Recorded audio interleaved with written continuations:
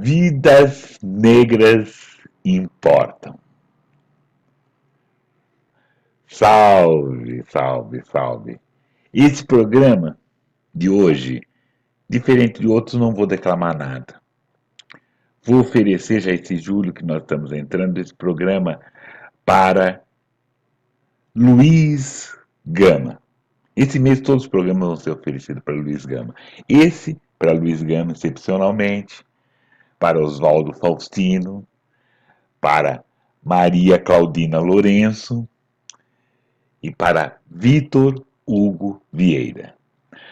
Notas de escurecimento gerações. Lembrando que esse programa ele tem o apoio da nossa web rádio. Todas as terças e quartas-feiras, esse programa é retransmitido lá. Terças às 8 e quarta às 5, ou terças às 20 e quartas às 17.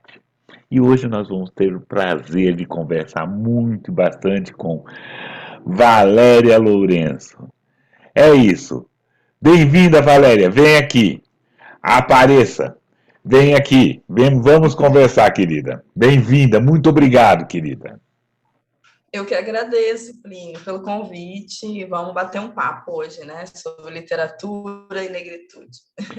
Com certeza, com certeza. E aí, comece, por favor, Valéria, comece assim, se apresente, por gentileza.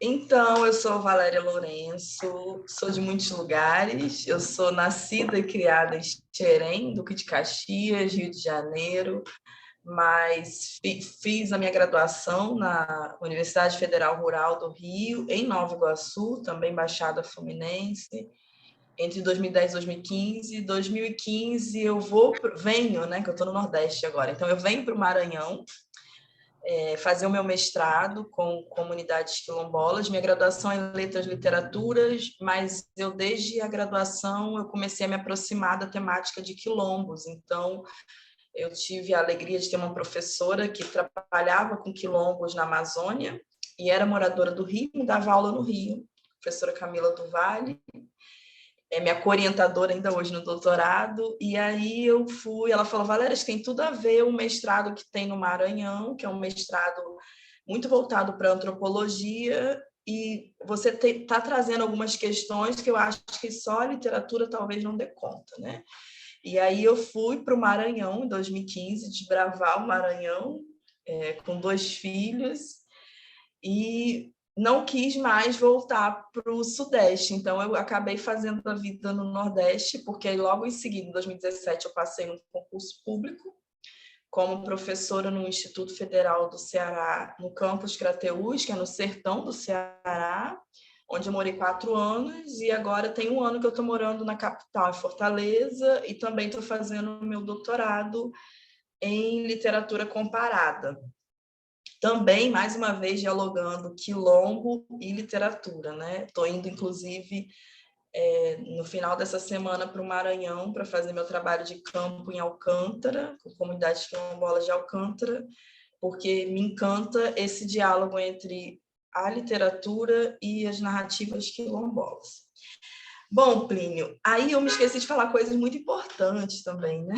Eu sou escritora, tem algumas coisas publicadas, ainda estou caminhando aí nessa vereda de literatura, de me firmar e falar com muita firmeza, assim, eu sou escritora, né? Por muito tempo eu fiquei, será que eu sou escritora? Ah, não sei se eu sou. E aí hoje eu já consigo falar que sim, eu sou uma escritora. E aí eu sou a mais velha de 7 filhos, de Dona Carmen, que faleceu há 2 anos com câncer de colo de útero. E ela tinha 7 filhos, sempre foi mãe solo, né? Nunca tive a figura paterna em casa, e eu era mais velha, então, e de uma família muito, muito, muito pobre, né? E aí eu caso logo com 20 anos, tenho a primeira filha, que hoje é uma moça de 18. Depois tive um menino que hoje já tem 15 e abandonei assim, os estudos, fiz só o ensino médio e aí fui trabalhar, aquela coisa, né, de criar condições materiais de existência. Uma família pobre, preta, Xerém, Baixada Fluminense, sem casa própria, sem perspectiva, sem herança. Importante. E aí eu fui trabalhar, entrei nessa do trabalho Mas aí, por conta de uma depressão, logo em seguida que eu tive meu filho, eu comecei a fazer uns cursos de inglês, uns cursos de língua que acabaram culminando em eu me aproximar da literatura e do idioma, né? E aí eu fui fazer minha graduação em letras. Por favor, não continue, querida. Tava entretido, vai. Tá, Ótimo. esse começo é muito legal que você está falando, assim. Já dá Sim, uma sim. história, já é literatura, então Já é continue. literatura. Tá ótimo.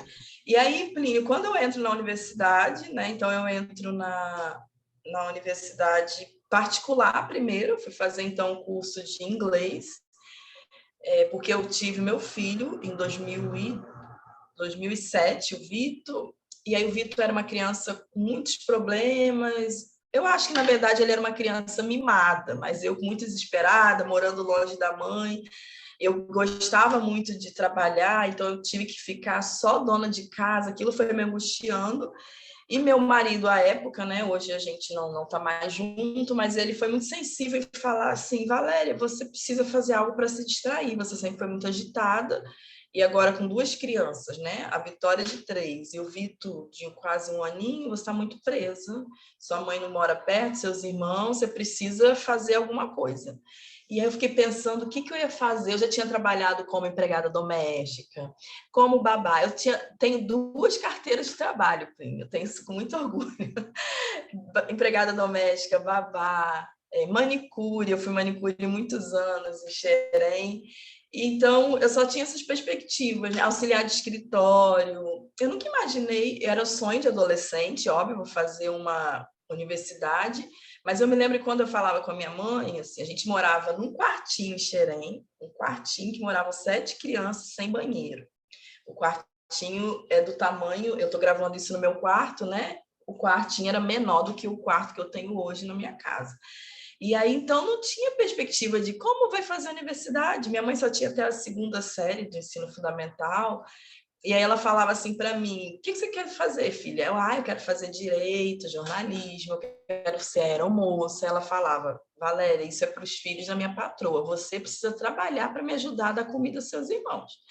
Então, eu fui deixando aquele sonho de fazer uma universidade meio que abandonado. E aí, quando foi, eu tive todos esses problemas com meu filho caçula, e meu ex-marido falou isso, vai fazer um curso, e eu fiquei pensando, nossa, acho que talvez um curso interessante seria de inglês. Eu acho que idioma é sempre importante, vou entrar no curso de inglês.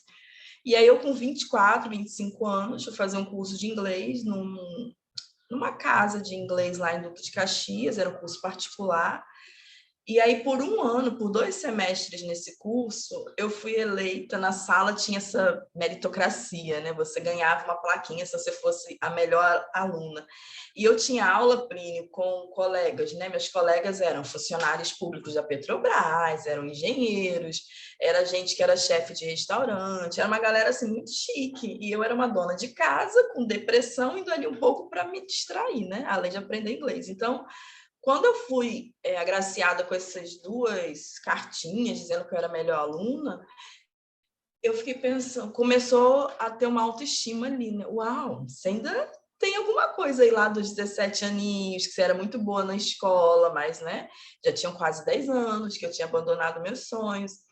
E aí, os professores desse curso, eu sempre tive pessoas muito importantes em meu caminho, assim, pessoas muito iluminadas, falaram: Valéria, eu acho que você precisa se especializar mais. Você nunca pensou em ser professora? Porque quando um dos professores desse curso precisava avançar muito no tema e algum colega meu de sala tinha dificuldade, eles pediam assim: Valéria, explica ele o que ele não entendeu, porque a gente precisa avançar na aula. Então, eu tinha esse carinho com as pessoas, eu sempre fui muito cuidadosa. Então, eles me chamaram para falar. Você nunca pensou em fazer uma universidade? Eu falei: caramba, Plínio, eu com 25 anos, eu estou muito velha, porque eu já tenho 2 filhos e esse era um sonho de criança. Eles falaram: Valéria, a gente tem colegas na nossa sala, na UERJ, na UFRJ, de onde eles eram alunos, né? Que tem 60 anos, 50, você é uma menina de 25, como você é velha? Aí eu falei, tá, mas universidade pública acho que não é mais para mim, acho que isso era um sonho de adolescente, já passou, eu posso tentar uma particular. E aí eu fui, fiz isso. Fiz o Enem começou em 1999, anos 2000 ali. Eu nunca tinha feito o Enem na vida, porque o Enem, quando iniciou, não era interessante para mim, né? Era só mesmo para medir o conhecimento de alunos de ensino médio, não era esse acesso à universidade. Então, eu nunca tinha feito. E aí eu fui entender que eu precisava fazer o Enem. Então, fiz o Enem em 2009, foi 2009, meu filho já tinha 2 anos.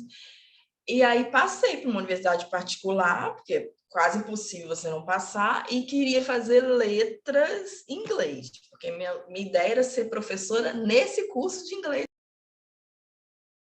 Comecei a fazer o curso de letras, eram 3 anos só, eram 6 semestres, e quando eu estava na metade do curso, com 1 ano e meio, uma amiga, aliás, me desculpa, Plínio, eu não fiz o Enem, eu fiz uma prova na universidade particular, era só uma prova. Aí, quando eu estava com 1 ano e meio já na universidade, uma amiga, Cíntia Paganotti, lá de Magé, do Rio de Janeiro, me chamou e falou assim, no cantinho, né, quase escondido assim, Valéria, você é bolsista, não é? Aí eu falei, bolsista? É, você tem bolsa. Bolsa, para mim, era bolsa, uma bolsa que a gente pendura, um objeto. Eu falava, não, o que é esse negócio de bolsa? Ela falou, olha, aqui na sala a gente tem 5 pessoas que não pagam para estudar. Eu sou uma delas. Aí falou o nome dos outros colegas. E a gente está faltando descobrir um, porque todo mundo tinha vergonha de falar que era bolsista. E, em geral, os bolsistas eram os que tinham as melhores notas. E eu tinha uma nota boa, eu sempre me dava bem nas provas, já tinha um conhecimento de mundo, né? Uma bagagem, os textos que a professora passava, Machado de Assis, eu já não li com aquele olhar adolescente, né? Já era uma mulher casada, 2 filhos, então eu sempre me saía muito bem. Eu falei assim: não, eu não sou bolsista, não, mas eu quero ser. Ah, você precisa fazer o Enem. Aí foi aí que eu fiz o Enem, a primeira vez na minha vida. E aí fiz o Enem, e aí ganhei uma nota boa para estudar numa universidade lá do Rio, que era a PUC, mas aí fui à PUC, na Gávea, fiz a inscrição, liguei para minha mãe chorava no dia, ela estava na casa da patroa, né? Minha mãe foi empregada doméstica a vida inteira, e ela chorava de um lado e a patroa do outro lado dizendo assim, como sua filha vai conseguir estudar na PUC? A minha sobrinha, que fez ensino médio nos Estados Unidos, é que estuda na PUC. Como a Valéria vai conseguir? E era a patroa que, desde muito que a gente era pequeno, falava assim para minha mãe, seus filhos precisam estudar um dia. Mas que quando minha mãe também teve câncer, foi a primeira a falar, ei, Carmen, manda uma das suas filhas para limpar a casa para mim, né? Então, para continuar aquela casa grande, né, senzala.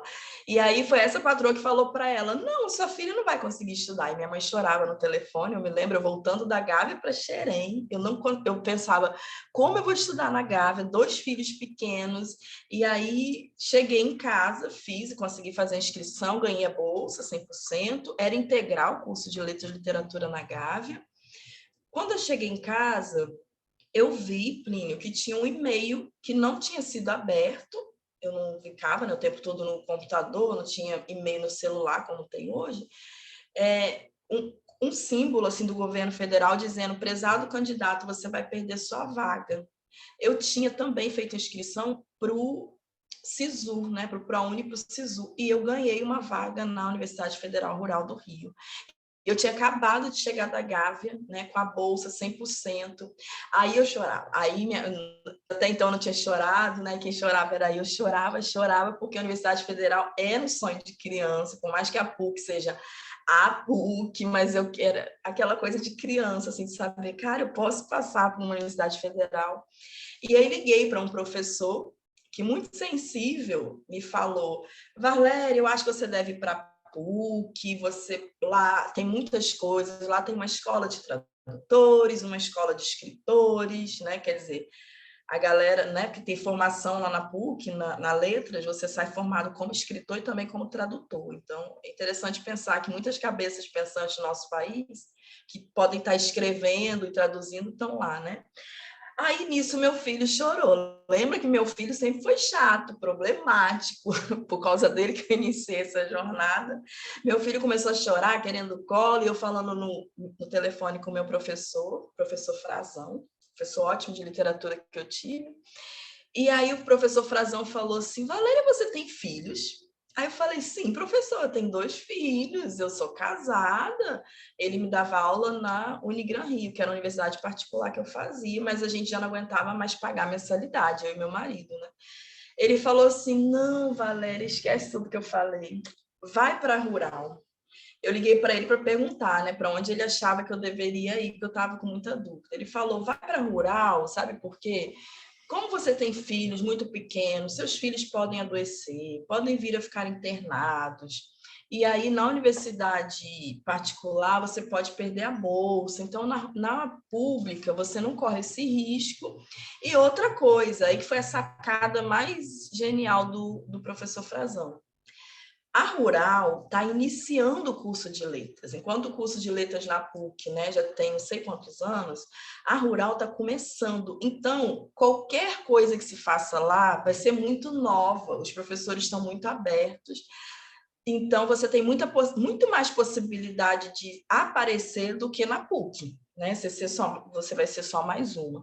E foi dito e feito. Então, eu fui para a Rural, eu fui da 3ª turma só da Rural, então tinha acabado de começar mesmo o curso.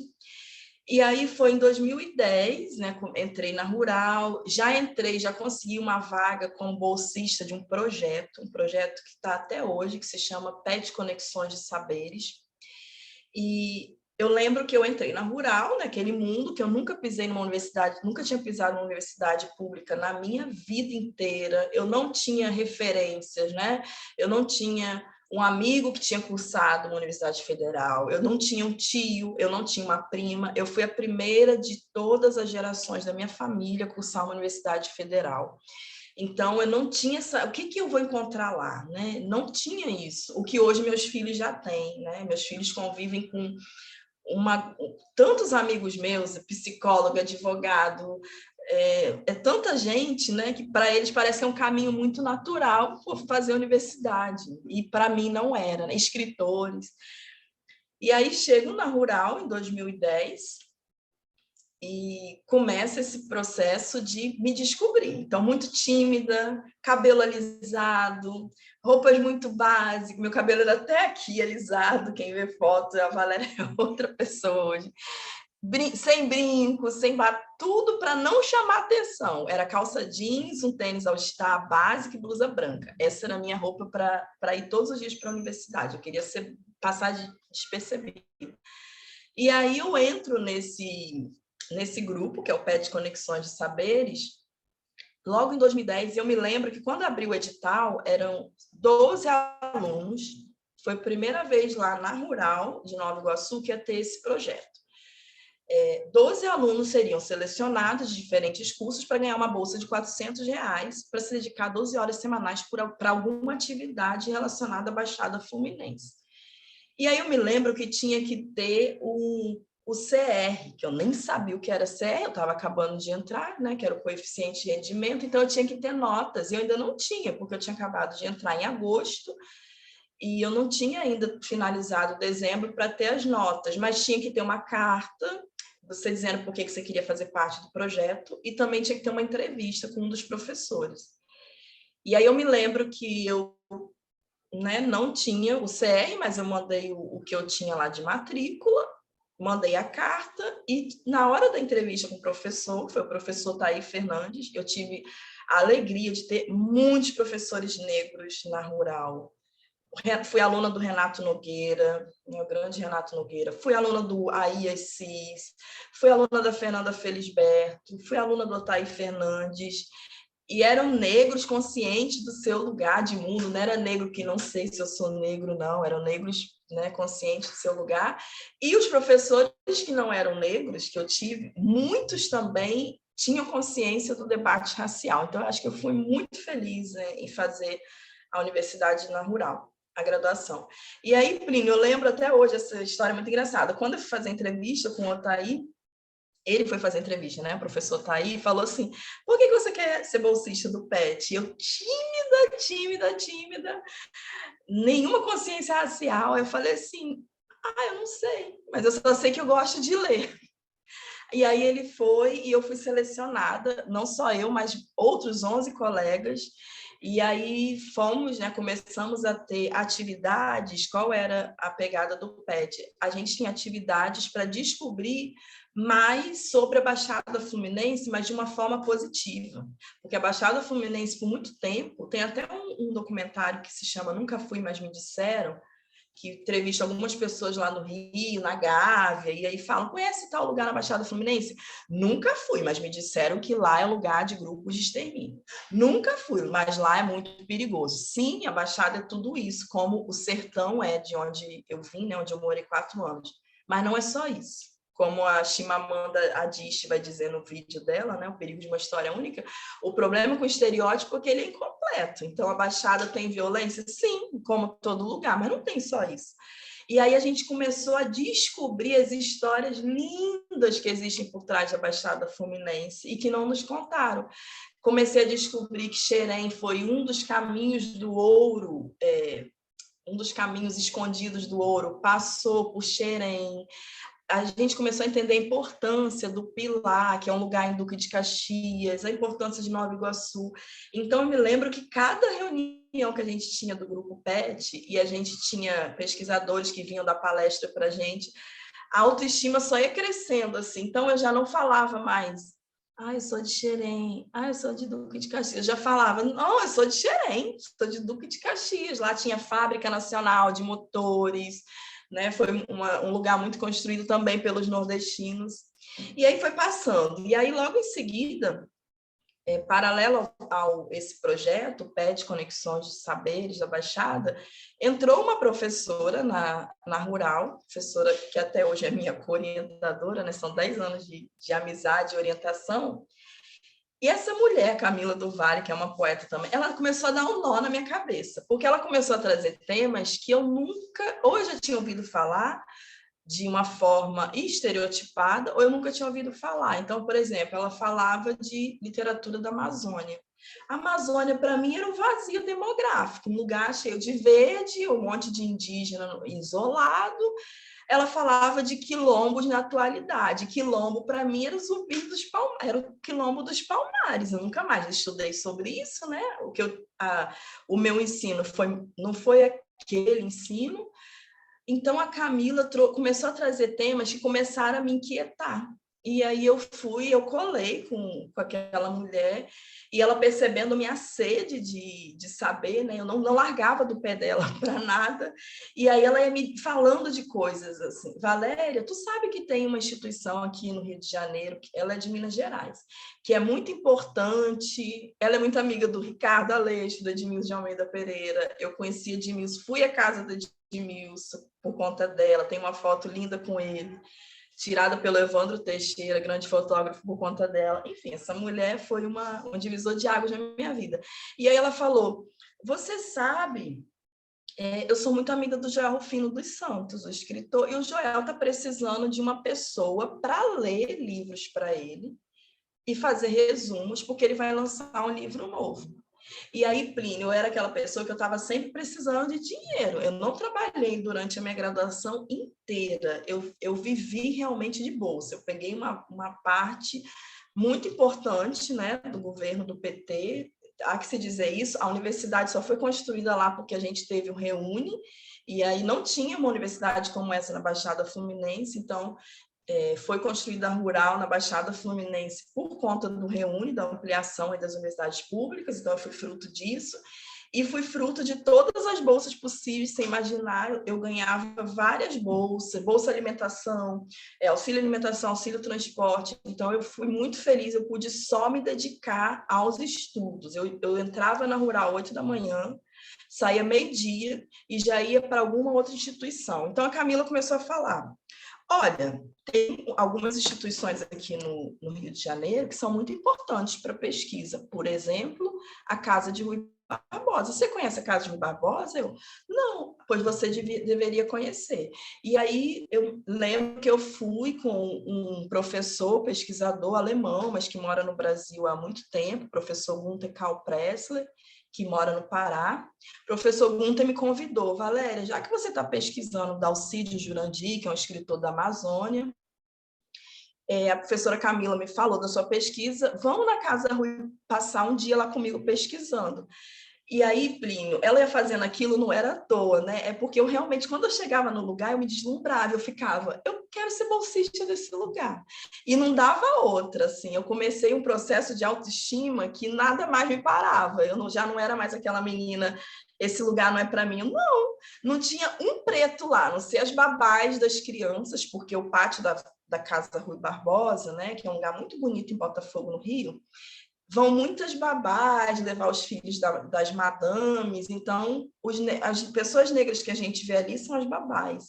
E aí eu passei por todo um processo seletivo e eu consegui ser bolsista na Casa Rui por 2 anos. Então, eu andava lá em Botafogo e ia pesquisar nos acervos, e aí quando eu fui bolsista, eu fui coordenada pela professora Ivana Stolze Lima, que é uma professora da PUC Rio, então, de alguma forma, de novo, eu estava ligada à PUC, e eu pesquisei nessa época o acervo relacionado às línguas escravas, né, as línguas africanas, como as línguas africanas eram usadas no Brasil. Não era um projeto de letras.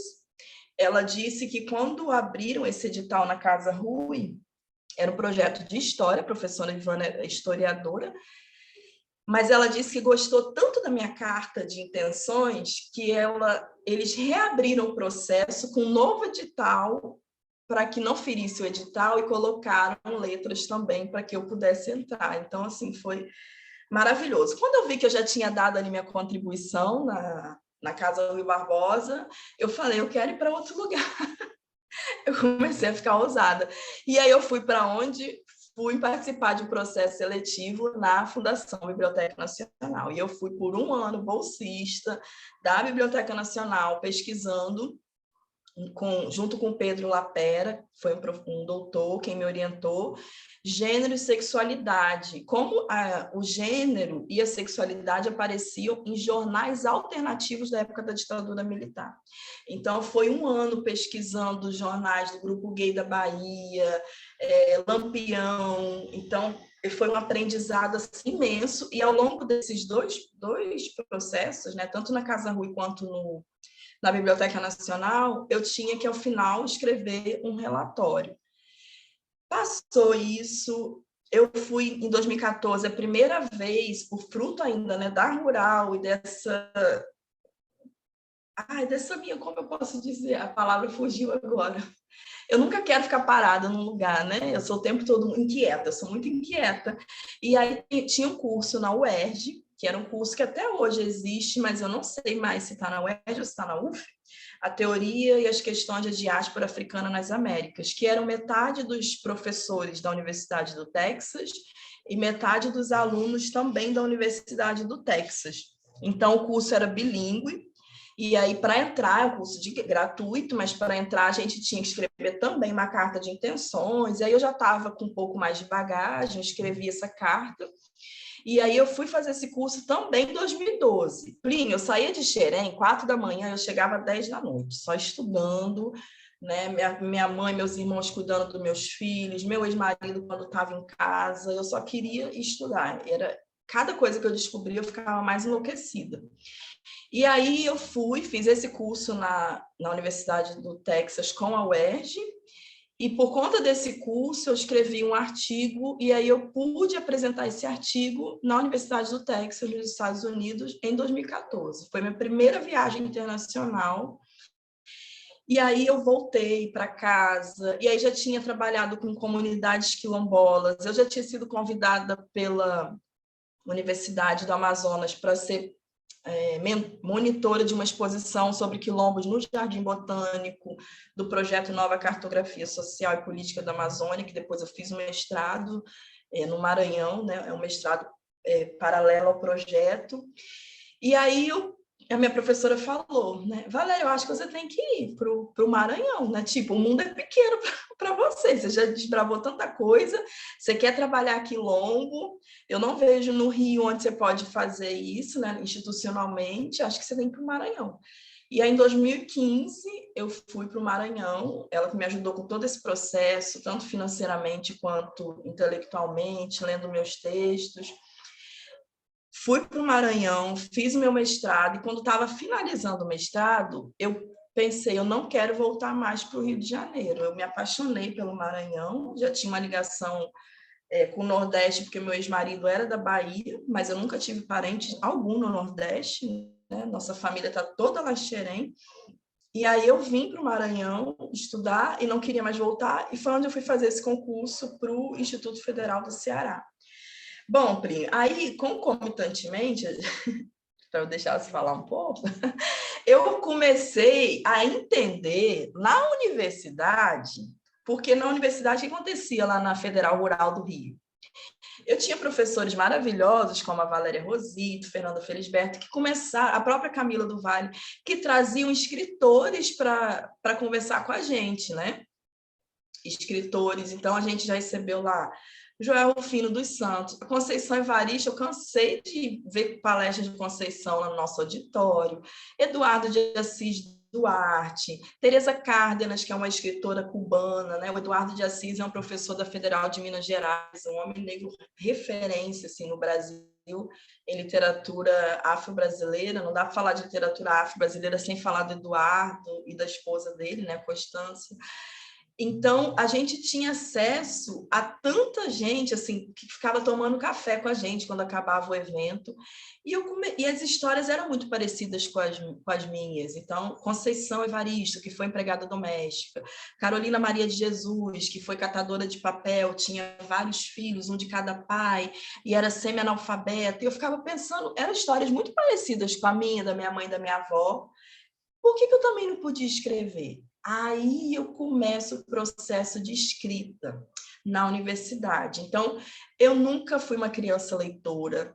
Quando meus alunos perguntam, professora, a senhora já nasceu lendo, né? Igual eu fico pensando, Clarice deve ter crescido lendo, os filhos de Clarice. Não cresci lendo, não fui uma criança leitora. Fui comprar meu primeiro livro, fui ganhar do meu ex-marido em 2019, um livro de contos, 2009, um livro de contos do Lima Barreto. Foi assim que eu entrei na universidade particular. Foi meu primeiro livro. E escrever, então, não tinha qualquer proximidade com a escrita, porque eu não achava que aquilo era para mim. Então, quando eu comecei a perceber na universidade que o que eu falava era importante, que eu conseguia ter acesso a vários editais, eu conseguia ganhar, e eu falei, não, eu vou escrever. E comecei a guardar, escrever e guardar, ainda muito timidamente. E aí um amigo meu, um grande amigo, Ricardo Riso, do Rio também, falou, Valéria, tem um coletivo que se chama Quilomboje, que eles organizam, né? Quem começou publicando no Cadernos Negros, Conceição, CUT, e aí eles publicam, Valéria, entra em contato com eles porque seus textos são muito bons. Aí foi onde eu perdi a vergonha. E antes de mandar para o Cadernos Negros até, eu tenho esse livro, eu mandei para primeiro concurso nacional de 2012, de uma editora lá do Sul, de Porto Alegre, a Sul Info, que são mini contos, você tinha que fazer mini contos, né, bem pequitinhos, e eu fui selecionada entre 80. Então, aquela autoestima só ia melhorando. Cara, eu sou escritora, né? 2012. E aí eu escrevi para o Cadernos Negros, e aí eu fui publicaram, né? Eu tenho contos aqui no Cadernos Negros 36, no 37, e aí eu dei uma parada, né? Fiquei um tempo fazendo outras coisas. Aí, quando foi no 42, que é de 2019, eu falei, acho que eu já tenho um conto bacana para mandar. Aí eu mandei um conto para esse. Nesse meio tempo, foi lançado esse livrinho aqui meu de poesias, Penalva, que é um livro artesanal, Plínio, todo em papelão, que também é um projeto que eu ajudei a fundar com essa professora Camila do Vale e com colegas lá na Rural, e aí culminou nesse meu livro. Eu já morava aqui no Nordeste, eu fui para o Rio, porque foi o lançamento do livro lá no Rio. Mas o meu filhinho assim, mais recente, que eu estou com muito carinho por ele, É o Aiaba, que vai ter o lançamento agora em julho, lá no Sertão, né, no meu instituto onde eu dou aula. Aiaba, que significa rainha, ou a esposa do rei, né? Aia, esposa, e Obá é rei, então é a esposa do rei. E Ayaba, então, significa rainha no Yorubá, né, o idioma da Nigéria. E aí aqui tem vários poemas de lugares por onde eu passei. Então, tem poemas do continente africano, porque eu fui 2 vezes ao continente africano, conheci 4 países. Tem poemas do Maranhão, que é onde eu coloco como o início da minha jornada como mulher, não só mulher negra, mas uma mulher negra que se descobre com uma identidade coletiva, né? Quando eu me deparo com aqueles movimentos sociais, quilombolas. No Rio já tinha tido isso, mas no Maranhão isso potencializou.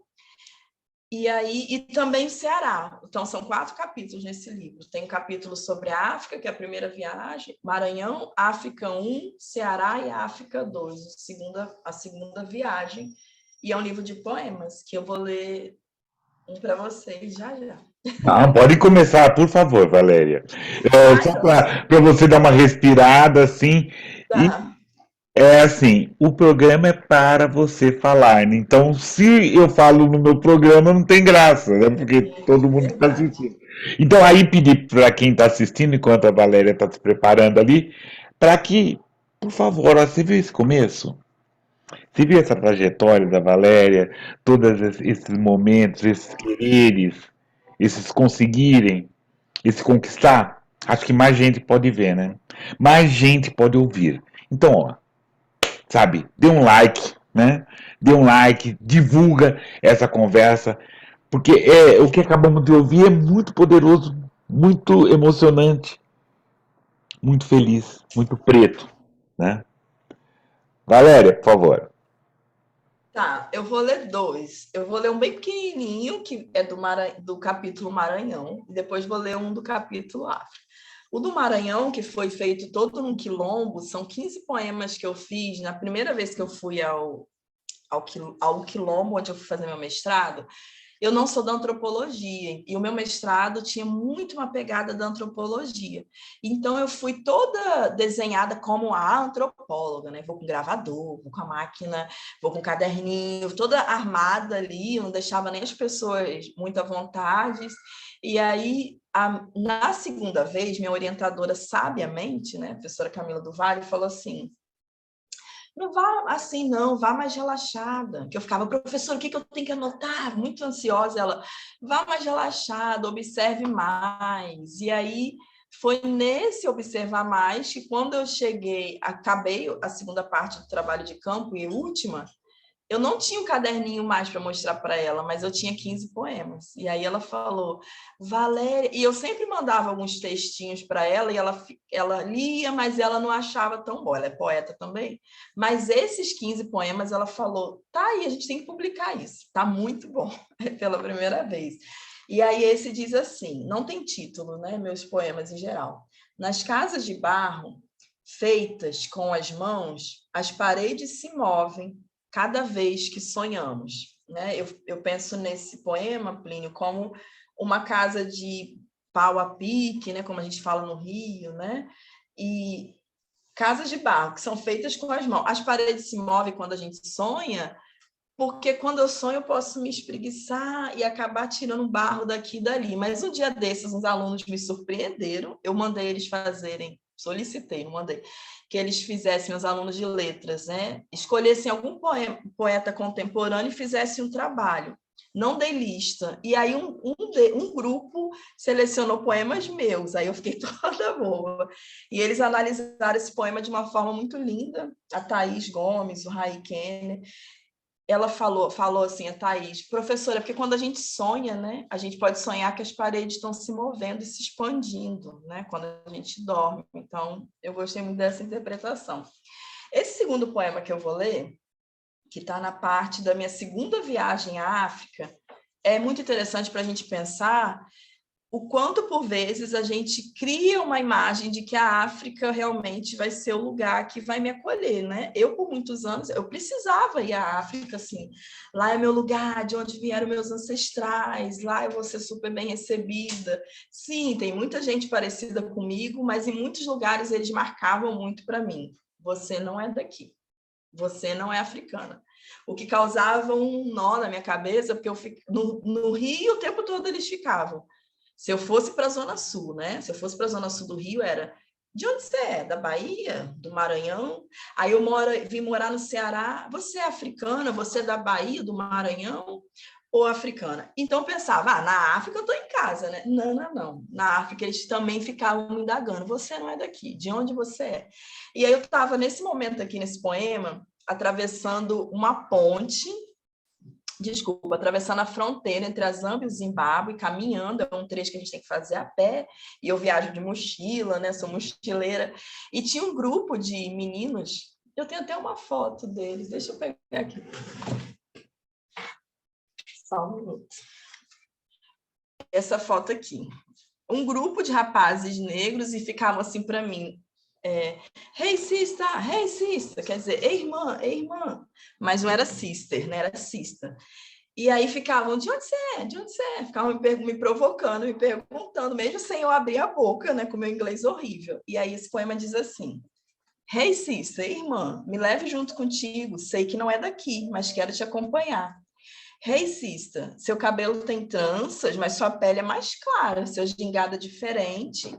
Hey sister, em que navio chegaste? Que língua tu falas? Essas roupas que usas, onde encontrar?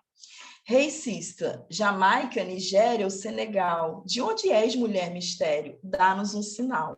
Então, é essa incógnita, né? Que eles ficavam o tempo todo tentando descobrir de onde era esse corpo negro, mas que se vestia de uma forma diferente, usa, né, essas bijuterias um pouco diferenciadas. Então, ficava essa brincadeira de tentar descobrir de onde eu era.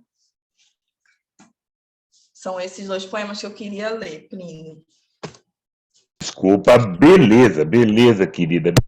Eu vou pedir uma licença e para você assim fazer uma estante preta, já que você falou dos seus livros, falar de outros livros que você deu, né, você citou os autores, mas principalmente na segunda, né, na volta, você trazer um pouco para a gente dessa literatura comparada. Né? O que é essa nossa literatura negro-brasileira? E legal você falou do professor Eduardo, essa literatura afro-brasileira, né? Mas eu sou mais literatura negro-brasileira do CUT, e é essa história que você está conquistando. Isso é muito interessante para a gente conversar. Mas, enquanto isso, né, sempre pedindo para que todos e todas aqui, se possível, sabe, fiquem atentos, né, deu like, façam todas aquelas coisas que nós precisamos que façam, né?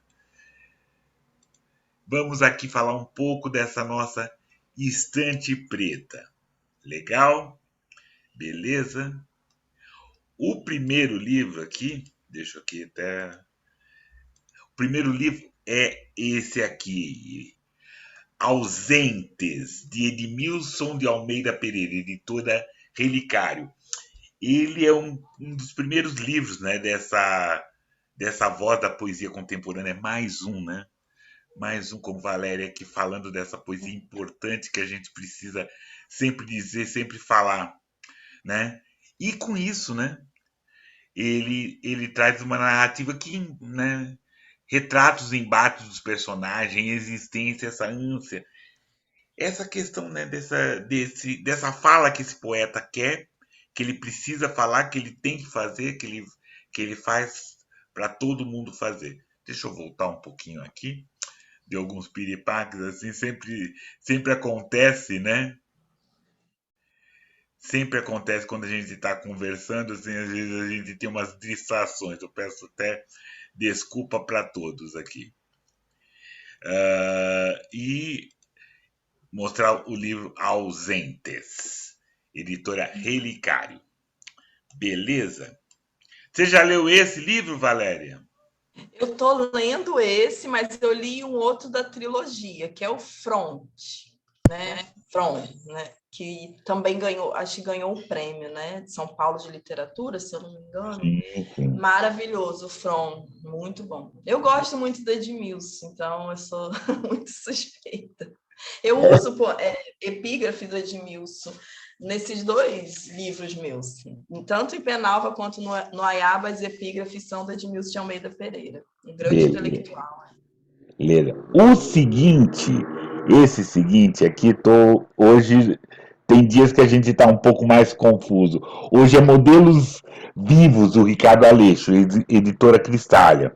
É o 7º livro dele, também poeta, falando sobre todas, né, essas coisas, esses gêneros, todas essas histórias que a gente que são importantes, né, para nós escritores negros falarmos, né, do ser negro, mas não é só esse assunto que a gente trata, né, que os nossos livros tratam. Eles tratam de vida, tratam de pessoas, tratam de olhares, né? O que nós estamos contribuindo é mais com esse olhar negro.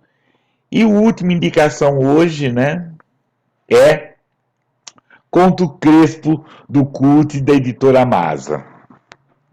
CUT é importante, né? O que fala de CUT? Tudo, né? CUT, pelo menos, é esse idealizador dessa ideia, dessa prática que eu tenho feito, de falar dessa literatura negro-brasileira, essa literatura feita por nós negros que fomos sequestrados dessas Áfricas, que lá também somos estrangeiros, né? Isso foi muito legal, Valéria. Lembrar dessa África, né? E que somos aqui, né? Aqui no Brasil com esse olhar, né?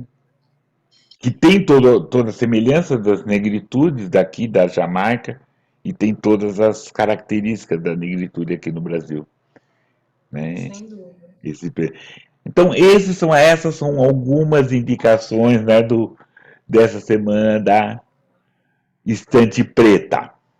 Querida, então, por favor, é possível fazer essa comparação entre essas literaturas ou alguma coisa que você tenha feito para a gente trazer, para a gente poder conversar? Plínio, eu estou pensando quando você falou algo muito importante que eu anotei aqui. A gente quer falar de tudo, porque muitas vezes, não é, encaixotam a gente, aí de novo um problema, né? Porque agora os negros estão falando, estão publicando, né? Companhia das Letras aí publicando, Carlos Assunção, publicando Eliana Alves Cruz, Carolina Maria de Jesus, mas por vezes também querem nos enquadrar que a gente só fale de determinados temas, enquanto a gente quer falar de tudo, como você disse, a gente quer falar de vida, né? Eu posso escrever sobre dor? Posso, mas eu também quero escrever sobre amor, né? Sobre felicidade. Eu não quero escrever só sobre a possibilidade do meu filho de 15 anos ser assassinado ali na esquina a qualquer momento. Então, acho que a gente tem que ter muito cuidado com isso. Bom, de literatura negra, né, pensando aqui em literatura comparada, meu doutorado, Val, apesar de ser... Valória, Oi? eu acho que assim, essa preocupação não tem que ser nossa. Nós vamos escrever. A preocupação é deles. Eles querem Sim. ficar. E aí tudo que a gente escreve tem quadrado. Toda dor é essa dor, toda dor é. Né? Nós vamos falar de dores, nós vamos falar de futuro, vamos falar de presente. Né? Temos uma marca? Temos. E essa marca tem que ser dita, tem que ser falada, porque você mesmo, principalmente com esse olhar seu, em quilombos, que, né, até ontem, para muita gente que está nos assistindo, não existia, hoje existe a partir do momento que você fala. Né? Isso precisa ser falado, porque muito da nossa história foi embranquecida. Mas, mas essa é a história de todos, né? A história também é desse país. A história desse país foi embranquecida. O que a gente está fazendo é escurecer a história desse país, né? Realmente, Plínio, porque a gente também já está cansado de ser, pesquisar sobre o racismo, vocês pesquisam, né? Tudo somos nós, né? Então, por isso que está até esse movimento de os brancos têm que se estudar, né? Eles têm que compreender que eles são privilegiados, a gente também está cansado, né? E é isso, acho que você falou tudo. Acho que a gente tem que produzir e eles que se virem o que a gente está produzindo, porque se tentar encaixotar, a gente vai escapar, né? A gente quer falar sobre tudo, sobre sexualidade, erotismo, né? A gente quer falar sobre vários temas. E aí, pensando, nessa literatura, Plínio, e aí vou puxar a sardinha para mim, acho que a literatura foi um momento muito importante de eu me encontrar. Então, tem pessoas que se encontram, por vezes, em outros espaços, se encontram no terreiro. Eu sou de família toda evangélica, né? Hoje eu não vou mais à igreja evangélica, mas a minha base é toda judaico-cristã, apesar de já ter ido a candomblé, muito recentemente, inclusive, eu fui. Mas a minha forma de estar no mundo, eu percebo que eu ainda estou muito ligada à religião evangélica, o que para mim não é um problema, porque a religião evangélica também não é uma coisa só, né? Mas, então, tem gente, minhas amigas, que às vezes falam, me descobri negra no candomblé, me descobri negra através do movimento político. Eu, mesmo sem ter passado pela universidade, eu precisei passar pela universidade, então eu tive esse processo de me entender negra, com autoestima, né? Porque, Valéria, tu não se entendia negra? Sim, mas eu não queria falar que era, né? Falava, quando me perguntavam, 2009, eu falava que era mulata, moreninha, né? Querendo me esconder. E aí, hoje, né, eu sou uma mulher negra, falo isso com orgulho, com muita propriedade, e passou também, além da universidade, pela literatura. Então, pelo movimento de eu começar a ler histórias que eram parecidas com as minhas. E não só histórias brasileiras, né? Histórias de muitos negros de outras partes do mundo que traziam inquietações que eram muito parecidas com a da Valéria, mulher negra. Óbvio, não eram sempre semelhantes, podiam se aproximar e se afastar, mas que em muitos pontos a gente se aproximava. Então, com isso, também a literatura contribuiu para a minha autoestima. Bom, aí falando, você provocou sobre literatura comparada, né? Eu estou fazendo um doutorado em literatura comparada, mas apesar de ser um doutorado em literatura comparada, eu estou brincando, né, muito com a, a área da antropologia. A antropologia não está forte no meu trabalho, porque é um doutorado em literatura, mas eu não estou, na verdade, trazendo nenhuma grande comparação. Eu vou tentar, né? Eu estou no primeiro ano ainda do doutorado, eu vou tentar, partindo de alguns romances brasileiros, entre eles Um Defeito de Cor, Torto Arado, que falam de quilombos, né? Falam da escravidão no Brasil, e muitos outros ainda que eu estou elencando, perceber como as narrativas de mulheres, meu interesse agora, no mestrado eu fiz sobre quilombolas em geral, mas sempre o que me moveu foi a narrativa de mulheres. Eu quero entender o universo das mulheres. E aí agora eu vou tentar compreender como as narrativas dessas mulheres quilombolas pode se configurar também um gênero literário, narrativas quilombolas. Uma vez que a gente já tem no Brasil literatura de testemunho. Todo mundo entende que Anne Frank é literatura. É um diário, não tem esse grande debate, né? É literatura? Não, é martelo batido que o diário da Anne é literatura. Então, por que ainda fica essa briga se Carolina Maria de Jesus é literatura, sendo que era um diário também? E aí as narrativas dessas mulheres, né? Eu estou aqui ainda cheia de hipóteses, porque eu ainda não fui a campo, mas eu quero perceber se eu posso colocar as narrativas dessas mulheres não como literatura de testemunho, mas como narrativas quilombolas, ampliando aí um campo da literatura brasileira, Plínio, porque a gente, ao contrário dos Estados Unidos, a gente não teve escravizados que deixaram textos escritos, né? A gente, aqui no Brasil, a gente tem um muito recente que foi traduzido, um texto do Mohamed Garbo Bakwaqa, né? Mas ele só passou por aqui. Mas Ele é um o poema. título tal, a história do escravo brasileiro, que ele só deu uma passada aqui, né? Sim. Não, nem tem E mesmo. aí, quando eu fui ao Texas, eu comprei um livrinho que eu nunca terminei de ler, porque realmente meu inglês não é lá essas coisas.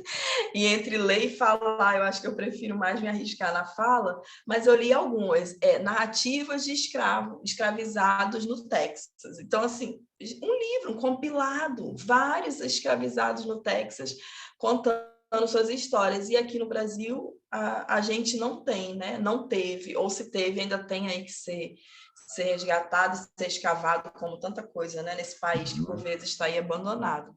Então, me interessa perceber como essas narrativas dessas mulheres podem ampliar, então, essa literatura, porque a literatura brasileira ainda é, Plínio, muito, como eu posso dizer, muito elitista, né?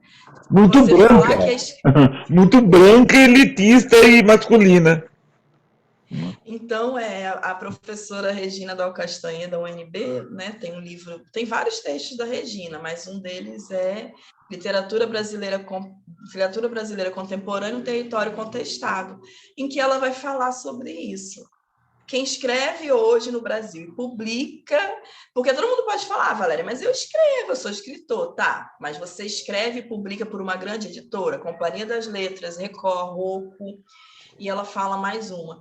Quem está nessas grandes companhias publicando a torta direito no Brasil são homens brancos moradores do Sul e Sudeste, profissionais liberais. Então, quem conta a história desse país ainda são essas pessoas. Agora, né, Plínio, muito recente, a gente está vivendo um momento em que parece que está começando a melhorar, né? Parece, a gente sempre fica assim com a esperança de que melhore, né? Mais gente preta publicando. O Jefferson Tenório, né, que recebeu agora o Jabuti, o Itamar Vieira com esse livro lindíssimo, que é o Torturado. Então, parece que começa a abrir aí os caminhos. A Eliana Alves Cruz acabou de publicar pela Companhia das Letras, né, Solitária. Elisa Lucinda está aí também publicando para caramba. Parece que começa um movimento assim de é feio, sabe? Tem tanto negro escrevendo e ainda precisa o branco ficar contando a nossa história, né? A história do indígena, né? O exemplo é um dos livros, um dos que você participou do Cadernos Negros, né? Você participou do o último 42, está no 45. Há 45 anos estão publicando. E se você imaginar que cada livro tem 60 escritoras de escritores Sim, negros, você vê quanto sim. que tá, né? Não é agora, né? Há tempos a gente tá, né? Negros e negras estão publicando, né? Pretas e pretos Sim. estão publicando. E é interessante você falar do Cadernos Negros, porque foi um movimento tão 45 anos, né? Eles perceberam, tão autônomo de perceber. Essa galera não vai publicar a gente vai se publicar. Né? Porque é isso que a gente faz no Caderno Negros, a gente se autopublica, a gente tem que contribuir com uma taxa, né? Somos nós que vamos fazer as avaliações. Participei de alguns cadernos negros como escritora. Aí eles já me convidam para ser avaliadora, eu fui avaliadora já recente de alguns, né? Então é esse movimento. Vocês não publicam, tudo bem, a gente vem aqui e se publica. Então eu acho que.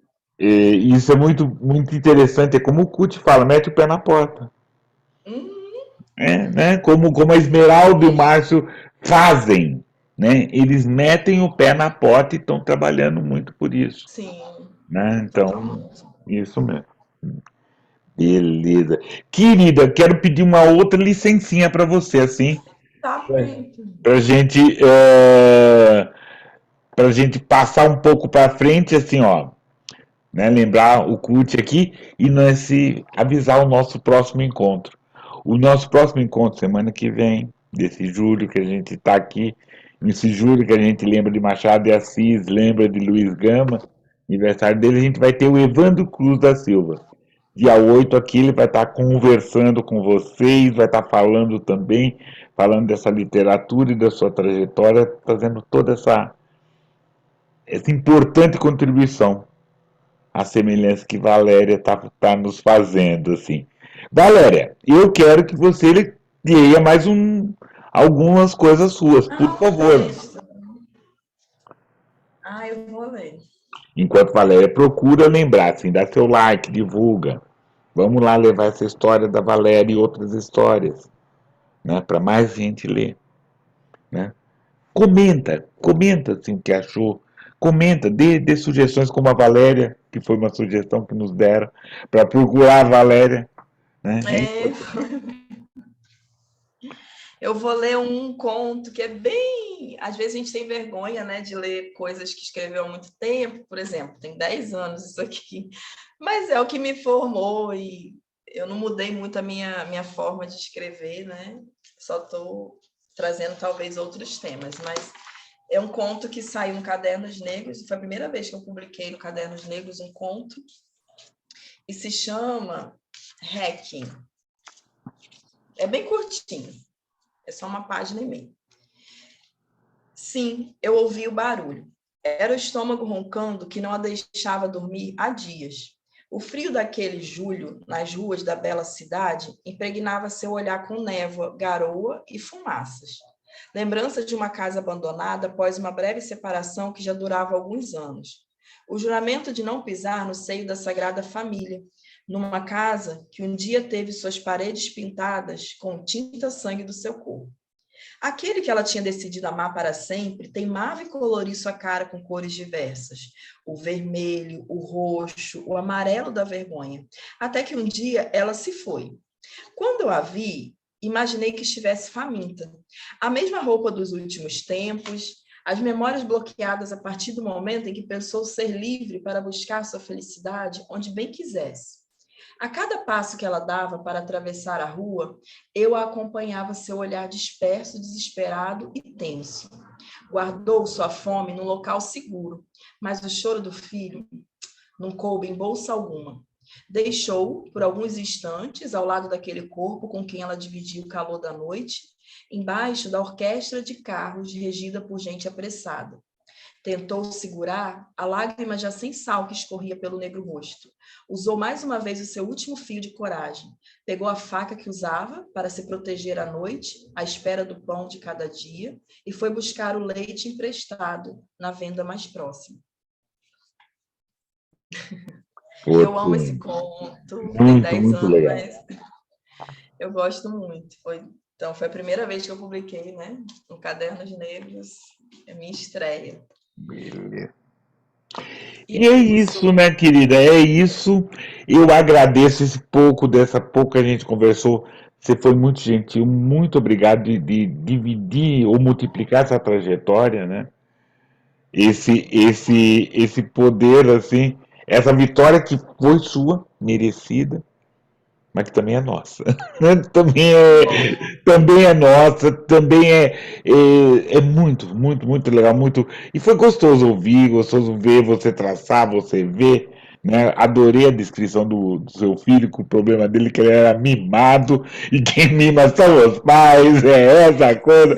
O moleque é mimado, era mimado, e acontece mesmo. Valéria, muito obrigado pela sua gentileza. Tá aqui, estamos aqui. Vamos divulgar, manda para mim para eu poder divulgar seus livros e seus escritos Tá assim. ótimo. E esse Eu vou. lançamento, porque é julho agora, né? Nós estamos aqui, nós estamos em julho. Então, você está lançando por esses dias. Então, passa para mim aqui para a gente poder conversar.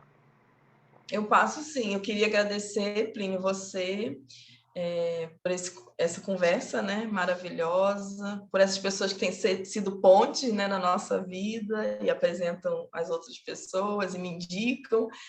E também agradecer, é muita gente, né, para agradecer, mas eu queria só lembrar aos meus filhos, que sempre são as pessoas que mais me incentivam.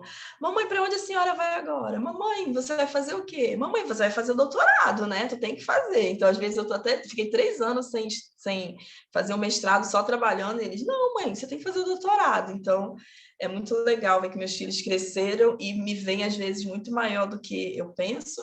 Agradecer meu orientador aqui da Federal do Ceará, professor maravilhoso, que é o professor Atílio Bergamini, que também é poeta, e a minha professora orientadora, que é co-orientadora, que é a Camila do Vale. Então, é muito legal ter 2 poetas também cuidando de mim, porque eu também sou poeta e pesquisadora, né? Então, é um trio que deu super certo. Obrigada, Plínio. Eu aqui agradeço a todas e todos que deram essa atenção para gente. Por favor, apareçam semana que vem, assistam outro. A gente conversou com o Curti, a gente conversou com a Esmeralda Ribeiro, ela falando sobre os cadernos negros. A gente falou com um montão Ah, de gente. Então, tem um montão de gente aqui que passou por notas de escurecimento, escurecendo aqui muita gente mais que vai passar nesse junho. Até, tudo de bom. Tchau. até, obrigada, Plínio. Tchau.